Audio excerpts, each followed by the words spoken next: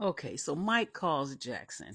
And listen, I love it when Mike is like being rough with people and going in on them, but I just really want him to ease off of Jackson. Okay, he was just in there kind of looking out for things for Bunny, and now Mike's got him going like 100%, like from 0 to 100. And he's scared and he's worried. And I just really feel bad for him and I want Mike to ease up on him. I really do. But Mike's going off like, answer your damn phone, and you didn't answer your phone. It's your third time calling. And he was telling me, he's like, it's hard. The warden's got me doing other things.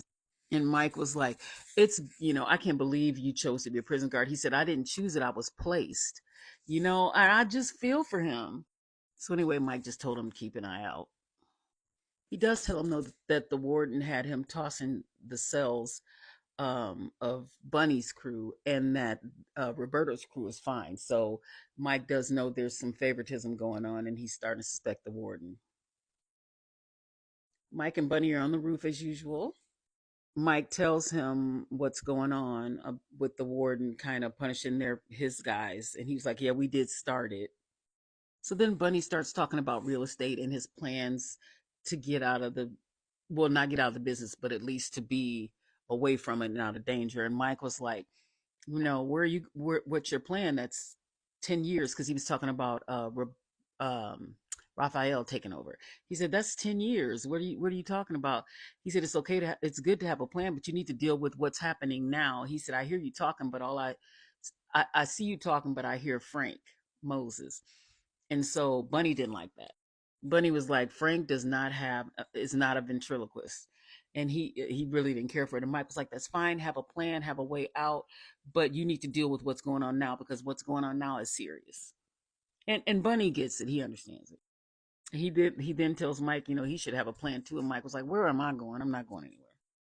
Evelyn wakes up to Mike by her bedside. This is when he said, or she said, I thought I was dead to you. And he said, well, I just don't want anybody else to kill you. And she said, do you forgive me? And he said, no, absolutely not. I don't forgive you. He still tries to tell her to relax and talk her out of what's happened to her going after, I guess, Ian. He doesn't say Ian, but he's trying to get her to kind of relax for a little bit. And she said she's going home tomorrow, so she's back at it. Meanwhile, Jackson, our little Jackson that I'm worried about, is walking outside and he bumps into the deputy mayor, Torres. Not deputy mayor, but warden. Torres tells him to leave and get out of there. Or he said somebody take a smoke break, and then of course poor Jackson, he goes out on smoke or something, and he was like, "Okay, you're being literal. Just get out, beat it, basically." So Jackson walks off, but then he comes back to peek to see what they're doing, and I'm like, "Oh Lord!" He sees that they're getting something out of the fuel tankers, which is drugs, I'm sure. And while he's looking, I swear I was like, "Okay, you see now, run, go." I didn't want him to turn around and see him because that would be like the end of him. He does walk off, but then he calls Mike. I don't know why he didn't wait till he got in his car to call him, but anyway, he's walking off on the phone telling Mike what he sees, and Mike told him, "Good job." So I either think maybe they're making him so meek and mild because he's going to turn into a badass. That's what I'm thinking. He might. So at the bar, they're at the bar, and Mike and Ian are talking, and Ian asks how Evelyn's doing, and then he tells Mike, "I got a lead on the witness," and Mike said, "Well, this time don't take a serial killer with you." So Stevie comes over and he is talking to Ian, and he was like, "How's your diabetic cat?" And Ian kind of forgot he told that lie. Then he tried to pick it back up, and then Stevie's like, "You don't have a diabetic cat." So Ian tells him, that that was him with Evelyn, and Stevie's like, "What?" And he said, "Well, I didn't try. I wasn't gonna kill her." He said, "I would have threw it in. I threw it in the passenger seat." So Stevie's like, "Oh my God, when is this gonna end?" And Ian's like, "When we're dead," like all this crooked cop stuff. So Bunny shows up at Frank's and they're talking, and there's more of Frank being all, you need to do this, and we're gonna do this, and this is what you do, and he's got a little coin collection. Again, I'm waiting for him to pop out and be a badass. I know it's coming. Um, but the other thing that's been bothering me, this guy. and I mentioned him before, Bunny's driver. Now, either he is, they keep panning to him, and he always has this look on his face, like almost like he's resenting Bunny. And I think I mentioned that before.